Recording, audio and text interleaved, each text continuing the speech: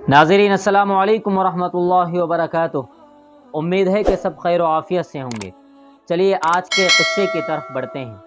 एक सरकारी मुलाजिम, सरकारी ऑफ़िसर है, वो अपनी दास्तान ज़िंदगी का एक वाक़या लिखते हैं कि उनको सरकारी दौरे पर एक शहर से दूसरे शहर जाना था। वो रात में शहर के सरकारी गेस्ट हाउस में रुके, सुबह अपना सामान लेकर स्टेशन पहुँचे। एक प्लेटफॉर्म से दूसरे प्लेटफॉर्म पर अपने सामान को पहुंचाना था, तो उन्होंने एक कुली को देखा, बात किया, और वो कुली जो है सामान अपने ऊपर ढोकर वो उनके पीछे चलने लगा। अब ये चूंकि अकेले थे, ये तेज तेज गाड़ी के पास पहुंच गए, गाड़ी के दरवाजे तक पहुंच गए। अब वक्त हो रहा था, गाड़ी हिलने वाली थी, रश बहुत ज़्यादा था, यहाँ तक कि गाड़ी वहाँ से चली गई, ट्रेन उनकी मिस हो गई। अब वो बेचारा पसीने में शराबूर कुली सामान अपने सर पर ढोते हुए उनके पास पहुंचा। वो कहते हैं कि उसके चेहरे पर नदामत थी, एक शर्मिंदगी थी, एक डर सा था, एक खौफ सा था। जब वो मेरे पास आया तो मैं दिल में सोचा, अब चूंकि ट्रेन तो चले गई है, मैं अब इसको डांटूंगा, गालियां दूंगा, पुकारूंगा, इससे तो कोई फ़र्क पड़ने वाला नहीं है। इसी वजह से उन्होंने कहा कि भाई अब तो मेरी ट्रेन छूट गई है, मेरा प्रोग्राम मिस हो गया है, मैं कल सुबह फिर इसी गाड़ी से अपना सफ़र तय करूंगा। तो उसने अब देखा कि कोई डांटा भी नहीं, गाली भी नहीं दी, तो उसको एक जो है इत्मीनान हुआ। तो उसने कहा माज़रत चाहिए उस ऑफिसर से, और सामान जो है फिर गाड़ी तक पहुंचा दिया। फिर वो वापस चले गया। अब सुबह क्योंकि एक दिन गाड़ी मिस हो चुकी थी, तो सुबह ऑफिसर ने जल्द तैयार होकर अपने सामान के साथ फिर स्टेशन पहुंचा।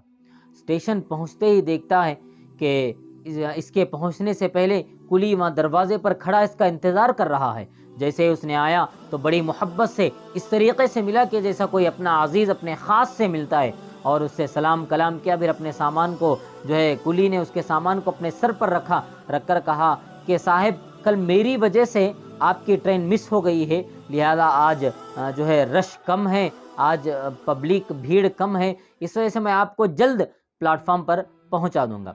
लिहाजा उसने सामान को उठाया, वहां पर ले जाकर रख दिया। अब ये जो ऑफिसर थे, इन्होंने अपने जेब से पैसे निकाल कर देना चाहा, मेहनत की उनकी जो कुली की मजदूरी है वो देने का इरादा किया, वो देने तो कुली ने साफ इनकार कर दिया और इसरार किया कि मैं हरगिज़ पैसे नहीं लूँगा, मुझसे गलती हो गई है, कल मेरी गलती थी, आज मैं उसको सुधार लिया हूँ, लिहाजा मैं आपसे पैसे नहीं लूँगा। अब वो बहुत देर इसरार करते रहे, समझाते रहे, मनाते रहे, लेकिन ये भी उल्टा उनसे मिन्नतें करने लगा कि मैं किसी भी कीमत पर पैसे नहीं लूँगा, अल्लाह के वास्ते जो है मुझे आप पैसे देकर शर्मिंदा मत कीजिए। फिर वो जो ऑफिसर थे, उन्होंने ये किस्सा बयान कर कर आगे लिखते हैं कि मैंने उसको जो माफ़ किया है, उसका मैं जो तकलीफ़ मुझे गाड़ी छूटने पर हुई है, वो तकलीफ़ रात को ही भूल गया हूँ, लेकिन मैंने जो उसको माफ़ किया, वो लज्जत, वो ठंडक आज भी 20 साल के बाद मैं अपने दिल में महसूस करता हूँ। जब भी मुझे वो वाक़या याद आता है, तो उसके माफ़ करने की वजह से वो जो ठंडक है, वो मैं अपने दिल को आज भी महसूस कर रहा हूँ।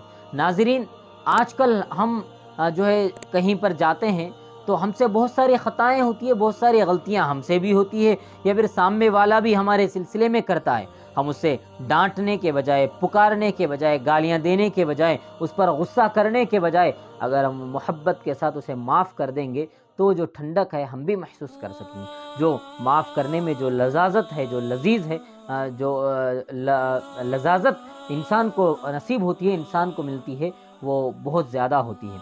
इसी वजह से अगर आपके पास भी कोई माफ़ी मांगने आए तो उसको बड़े दिल से माफ़ कर देना चाहिए, उसे मोहब्बत के साथ माफ़ करके अलविदा कहना चाहिए, उसको वापस लौटाना चाहिए, ना कि उसके साथ कोई जुल्म ज़्यादती करे, ना कि उसे कोई गालियाँ दे, उसे कोई बख्शे। क्योंकि हर इंसान का वक्त आता है और हर इंसान किसी ना किसी जगह गलती करता है। इस वजह से हमें चाहिए कि हम अपने आगे व अपने सामने जो इंसान है, जो बंदा है, अगर वो गलती करा है तो हम उसे बड़े दिल के साथ, सच्चे दिल के साथ उससे माफ़ी मांगे। वो मज़ा अलग होगा, वो लज़ाज़त अलग होगी, वो ठंडक अलग होगी। उम्मीद है कि आज के इस वाक़े से हमें सबक मिला होगा, कुछ ना कुछ हमें फ़ायदा हासिल हुआ होगा। चलिए फिर ایک اچھے اور ایک نئے قصے کے ساتھ آپ کے سامنے حاضری ہوگی۔ جب تک اجازت دیجیے، السلام علیکم ورحمۃ اللہ وبرکاتہ۔